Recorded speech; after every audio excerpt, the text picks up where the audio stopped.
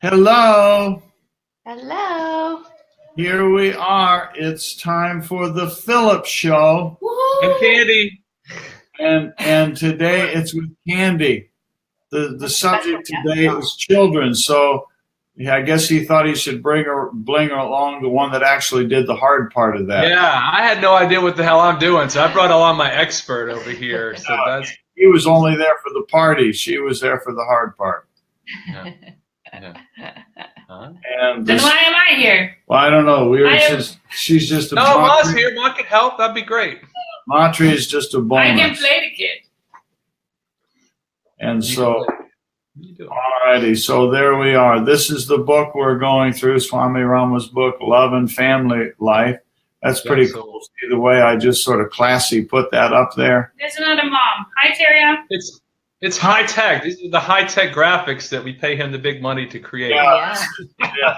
This is it. Well, I guess I'll take that. Are you ready to go here? Are you ready? I'm ready. We're ready. All right, so there we go. I will take this out and put this in, and there we go. There we are. The chapter on children. See so you're starting brand new over here with this chapter. So you feel free to just jump in and let me know what we're doing. I'm always as if I need to tell, yeah, as if I need to say that. Yes. When I want to. All right. Chapter 3. Nature realized that two people living together might become bored eventually. I don't think that's true. Is that true?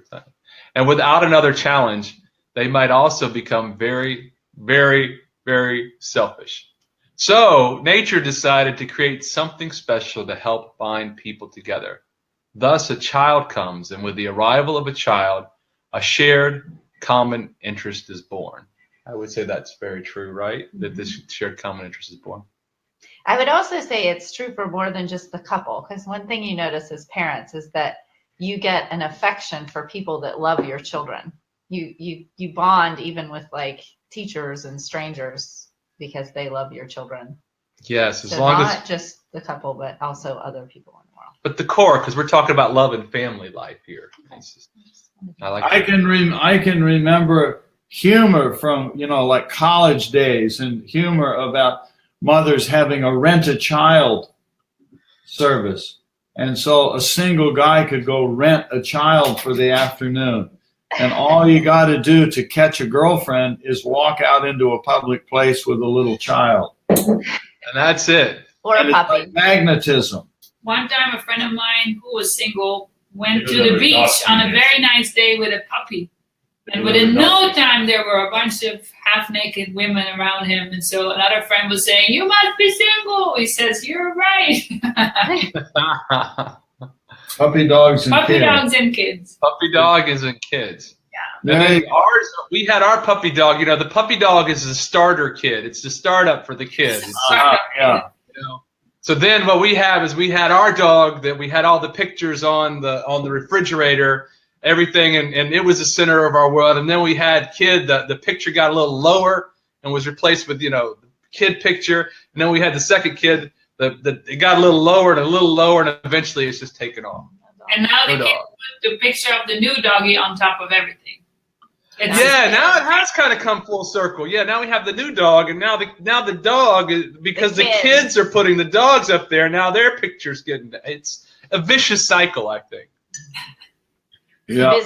It's a busy refrigerator, yeah. That's right. Okay, thus a child comes, and with the arrival of a child, a shared common interest is born. Then nature begins to teach human beings to make many sacrifices for their children, and for their children's children, and finally for the entire society. So the whole theme we've been talking about here is how the family life and family is kind of the testing ground, right? If you want to have world peace or the entire, being in an entire society in a productive, peaceful way, the way that you start off. Your voice is breaking up, Philip. I don't know what to do about that, but restart, Philip. if you can hear me, hit your Command R and restart.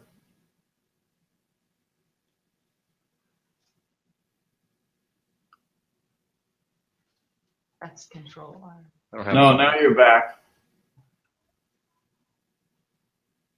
No, you're gone. You're frozen again.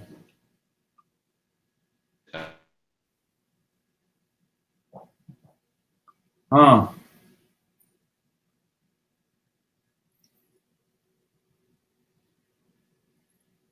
Maybe I'll try it here.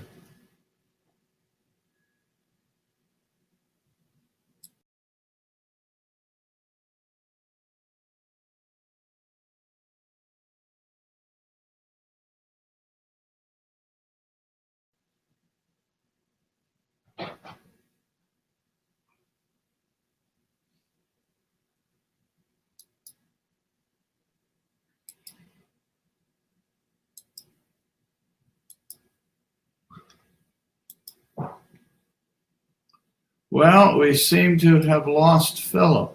Oh, my.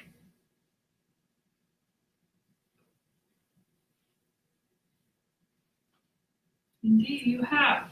We have lost Philip. We've lost 2 children. We've lost the children.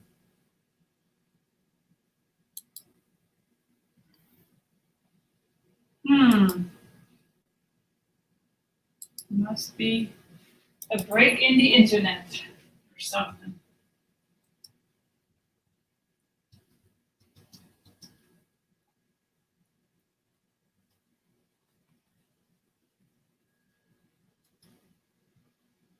Here he comes.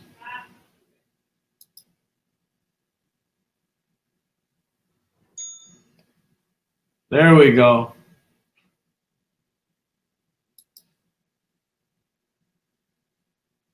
The picture is there, but there's no live video.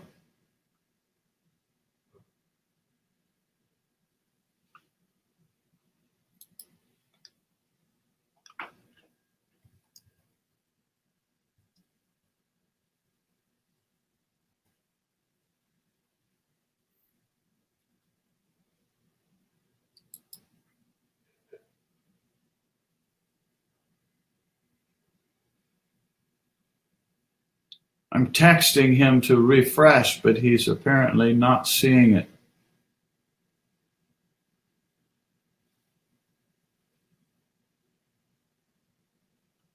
What do you mean, Terry? You can't hear anything from Philip either. Does that mean you cannot hear me? If you can hear me, please say yes, I can hear you.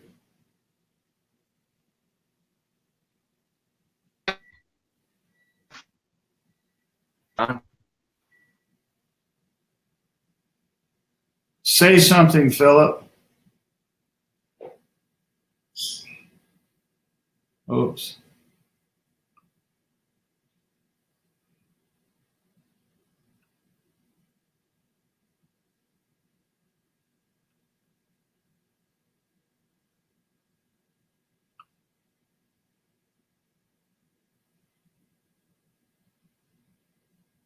Thank you, Terry. When you say can't hear anything from Philip either, in using the comments box, it's helpful if you make very precise comments, because on the other end, it's not necessarily intelligible. You see, I cannot hear Philip or see him. That's why I'm telling him if he can hear me, I want him to refresh his computer. And I've gone to the text box and private messaged him a couple times, and he seems to not be doing it.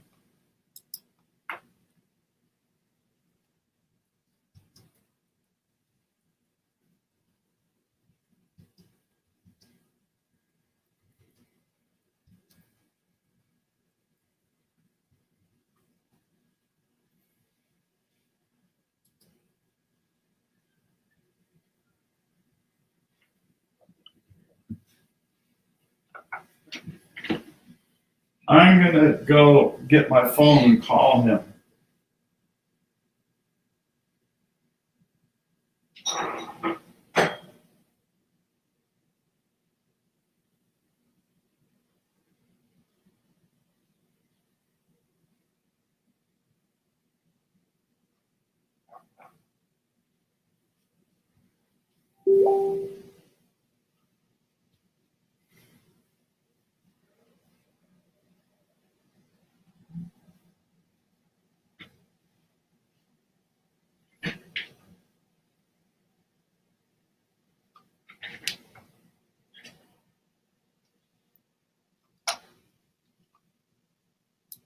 There he.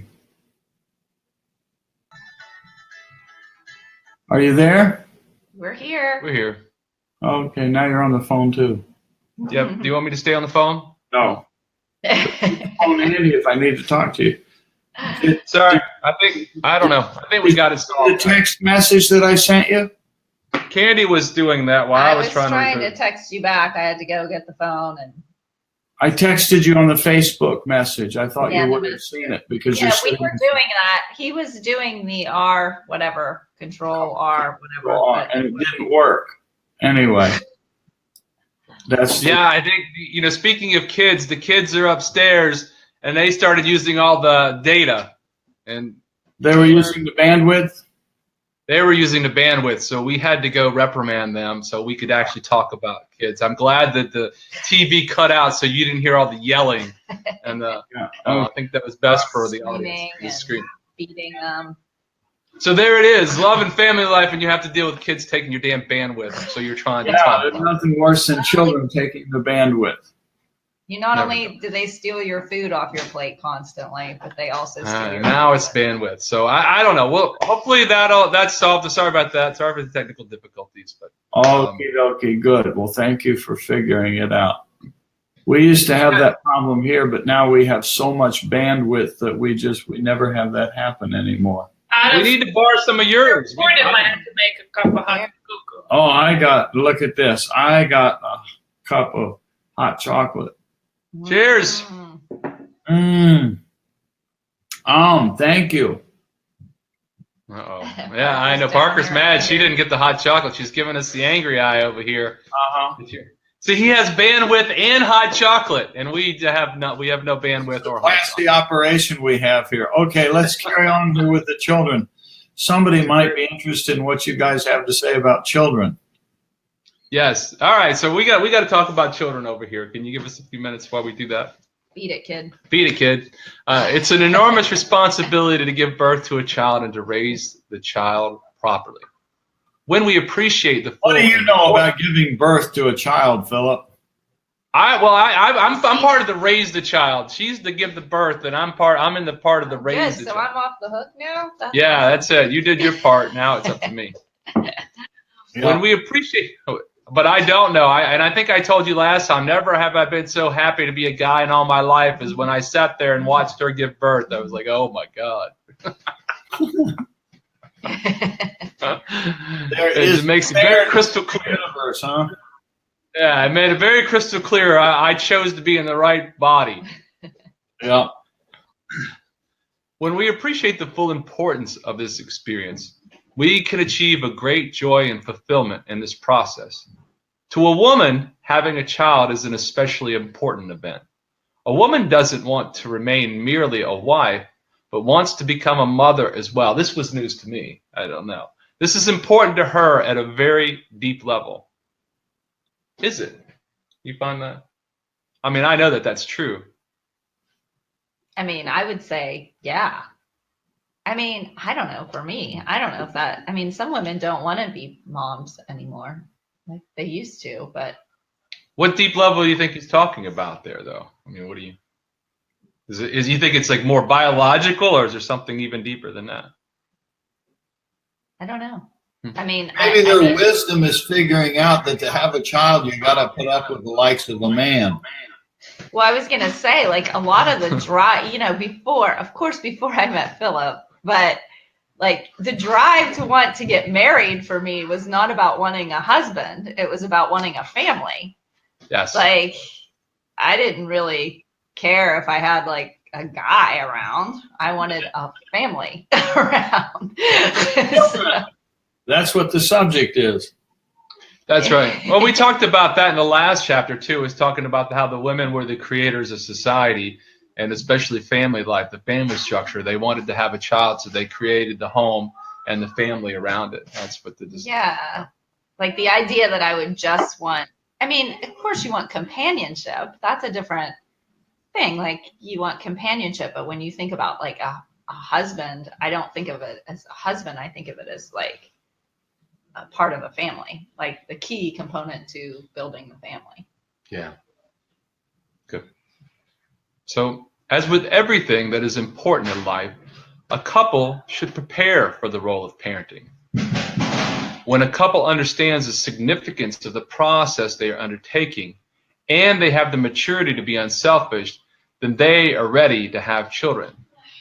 Many problems could be avoided if people did not have children until they understood and accepted this responsibility. Becoming a parent means learning to make sacrifices for the well-being of one's child.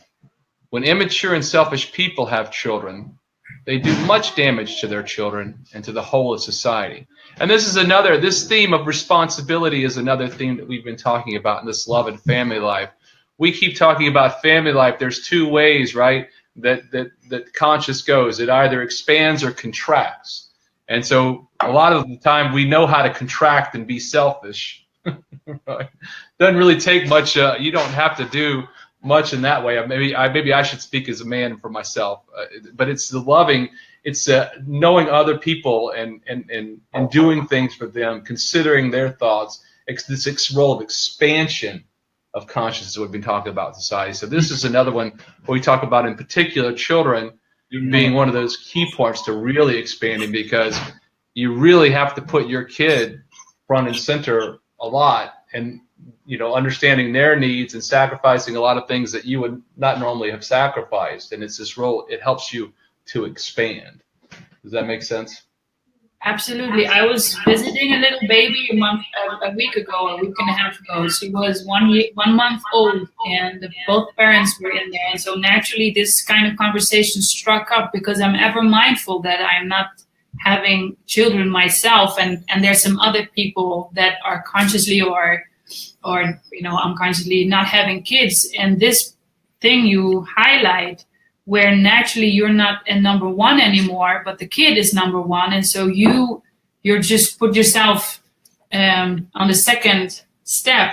I mean, this is an extremely beautiful evolution to be able to do that. The mother was saying, she said, I am hungry. I want to make food. Why don't you stop crying? She said, but then I realized, no matter what, I spend 2 hours to make the baby not cry, and then I'll consider myself for food. So she was beautifully articulating some of these examples of very normal things that she really figured out how selfish in that sense she was. Of course, as soon as she caught herself, it was all okay, but just those small examples, and I think those really make you a better human being. And so if you don't have those kids around that teach you that, I think it's even more paying attention as a yogi to do that with other people, even though they're not your children.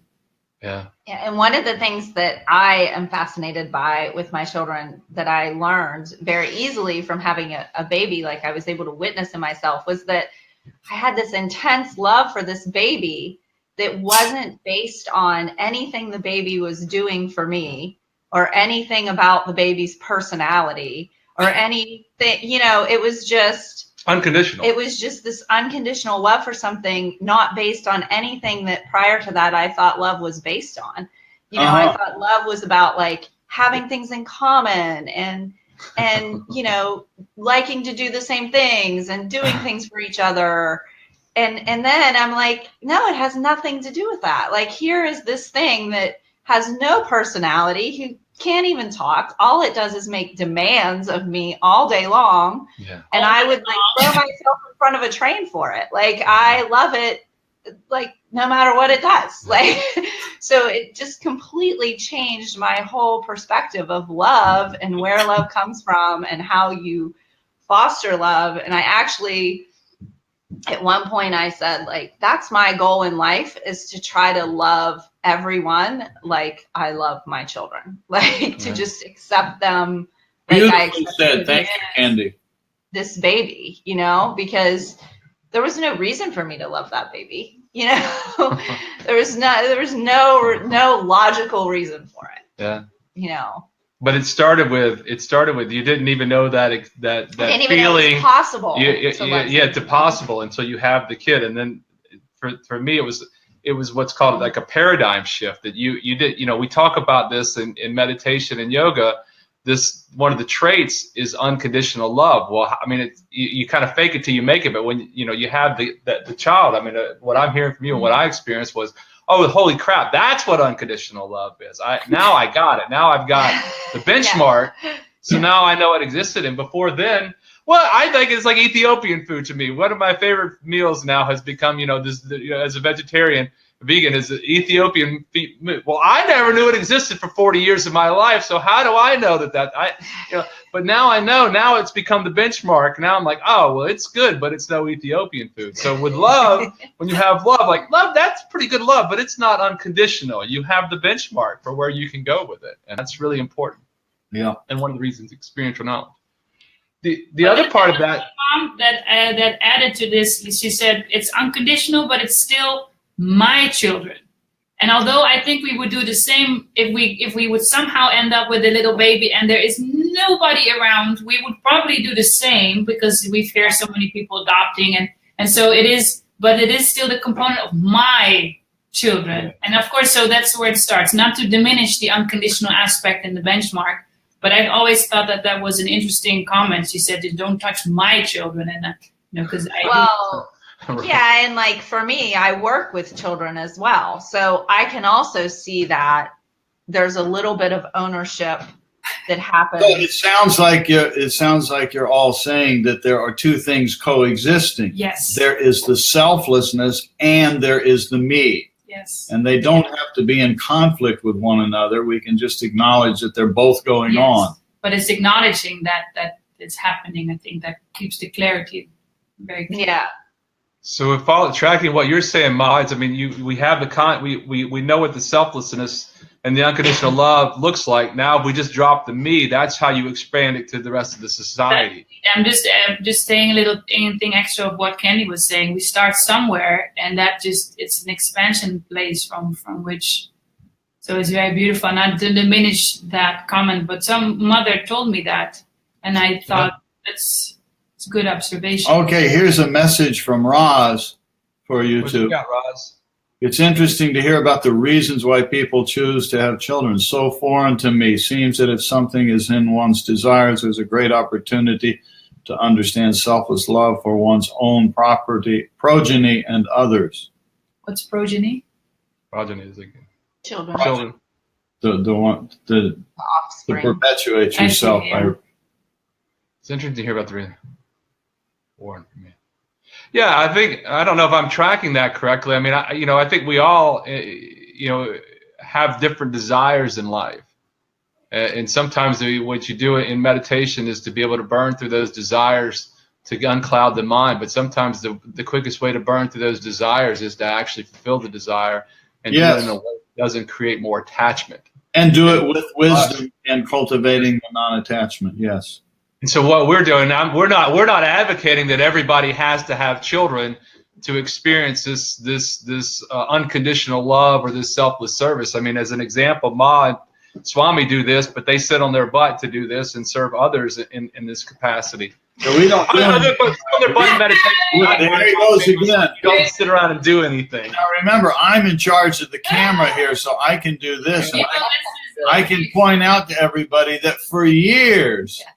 Philip has been trying to promote this storyline that we don't have anything to do. We just sit around and do nothing. The poor dude made one bad comment during a talk, and it's been. I did. It was like 10. I don't know. Was that like 10 years ago or something like that? I'm not That's living a long time ago. Yeah. But what I was trying to say was in meditation, you allow that to come forward, and you can experience it in the meditation. I think that it's a tremendous opportunity to learn some amazing things that could also be learned in other ways. I mean, I don't think it's And Something I think only way. obviously for us, it was the path that we needed to take in order to learn those things. And I think for a lot of people, it's the path they take, but they don't learn anything from it. They don't. Or they become more examine attached to it. They don't do it. They don't do it just with become more attached to. So it has to do with how one approaches it. Yeah. Well, or who knows? Like that's what I can't figure out. Like I wasn't this enlightened person before I had children. I mean, I had never even met you. I hadn't even started really. I mean, I had dabbled in some of this stuff, but my whole pregnancy and everything was like such a huge like growth period for me. Like the whole, there's so many lessons that like when later you would talk about it, I would kind of experience, I would remember that I had already experienced. Like one of the ones was when I was pregnant, I got this overwhelming sense that I was not my body, right? That I was like, that my body was this entity in and of itself because it was changing so rapidly and it was so out of my control. And I remember later when I met you and we would talk about not being the body, it was very easy for me to like internalize that because I had that experience when I was pregnant.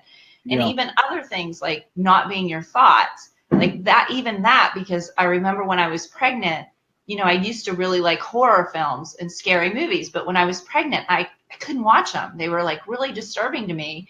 And it struck me, it's like my whole like thought patterns are changing. And like my whole way of thinking is changing because of this pregnancy. And it was easy for me to see like, but I'm still me. Like I'm still the person I was before. This stuff is somehow going on separately from who I truly am. So it was this huge like growth thing. I think everybody has to experience on some level. Like, I don't know how you can avoid it. But then I see so many moms getting trapped in the. Within 9 months, they just the mother folder from the inside that's maybe like the ancient kind of just all pervading how to be taking care of something just comes forward, and it's amazing to see how that happens in 9 months. I saw it a few times from as an observer how women, mostly because the guys come a little later, if I may say that, within those 9 months, it's incredible. Yeah. What this does. So it seems to be maybe even part of natural growing up as is whatever this Jiva sense is. Yeah.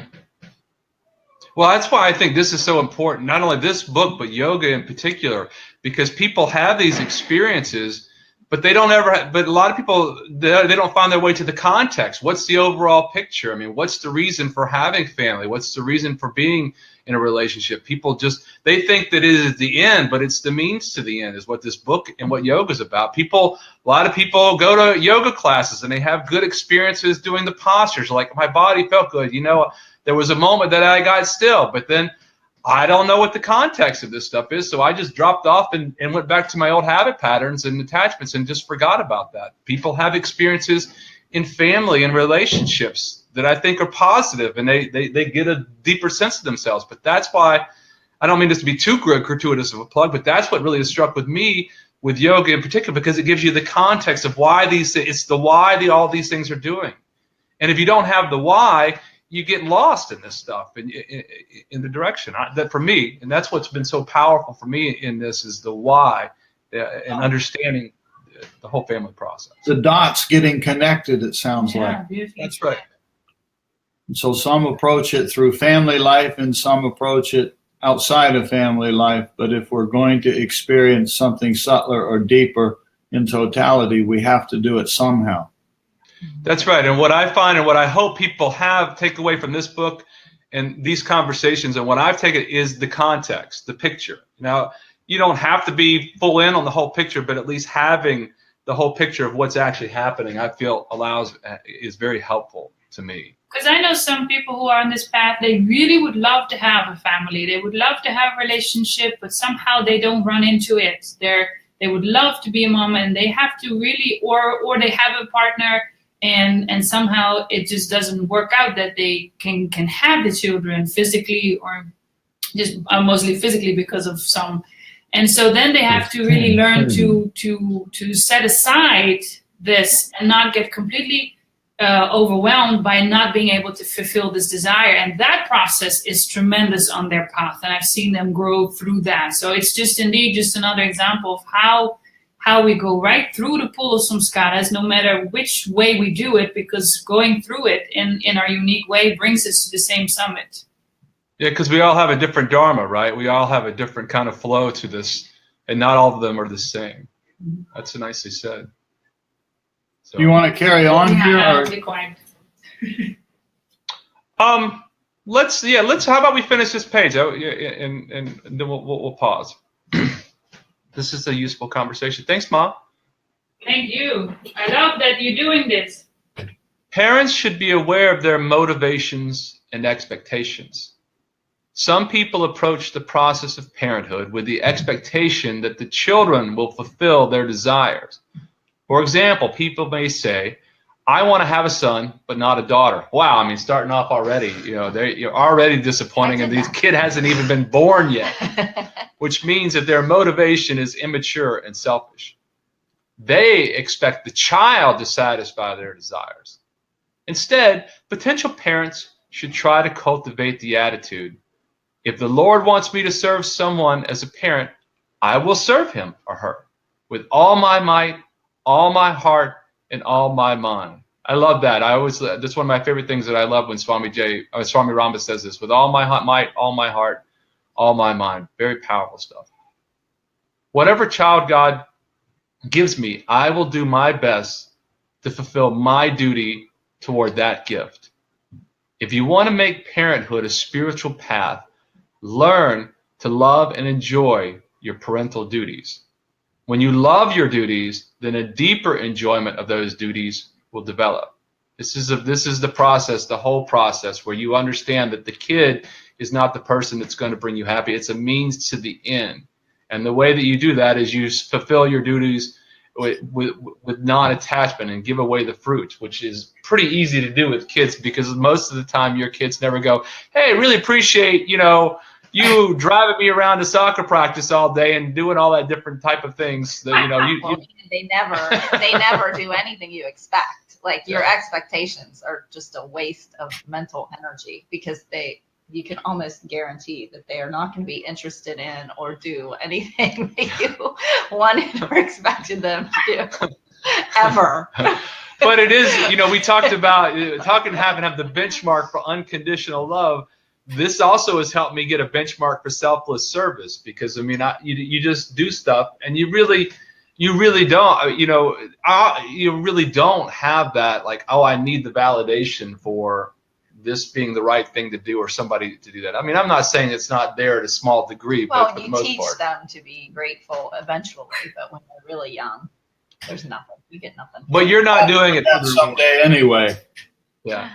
Yeah, you're not doing it for the reward. You really are doing it for the service. When it does, and I mean, it's not when a reward comes, but when they, make you a breakfast because it's Father Day on the bed. I mean, that must be tremendously joyful just for itself, then. Yeah. Yes. Well, I like to see them kind of, but learning to give. But that's interesting, because I think what's so beautiful about that is because you see that they are also learning to serve people and to love people and to get joy from that. You know what I mean? Like, when they're doing it kind of on their own, it's very, because you're like, oh, they're doing the things that will make them happy in life. And that's very rewarding. But this whole paragraph is about expectations and attachment. And if that's the way you're going to go through parenthood, you're going to, at the end of the process, you're still going to have all the expectations and attachment and not have progressed. And what this book is trying to say is really understand the process. Learn to do your duties skillfully with love, so you don't, when the kids leave or the time goes, you're not 20.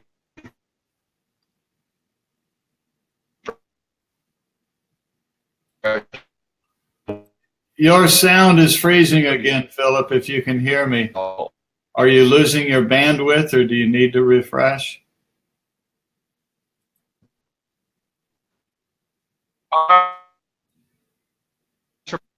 About 30. Why don't we pause here then? Seems like a good idea indeed to pause. Give me the phone. I'll check. So.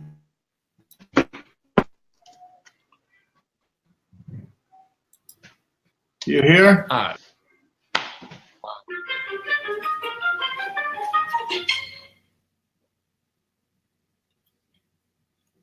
Well, Philip is gone, and so. So that's all, folks. So we will pause there, and next time we are together, hope for better technical stuff, and we'll just pick up there and start with that again. Okay, so, oops, there he is. They're back. Okay. Okay, you're back? I'm back, but I was trying to say that we should just pause there. Sorry, I don't know what's going on with technical part of that. Okay, next time we're together, we'll just come back and start over on this paragraph sometimes. That'd be great. And that'll be Thanks some. everybody for playing. Thank you all for showing up and playing. Thank you, Philip. Thank you, Candy. Thanks for the questions, Roslyn. Good stuff. To be continued. Hi, Nilesh. Hi, Nilesh. All right, I'm going to hit the end. Okay. 3, 2, 1.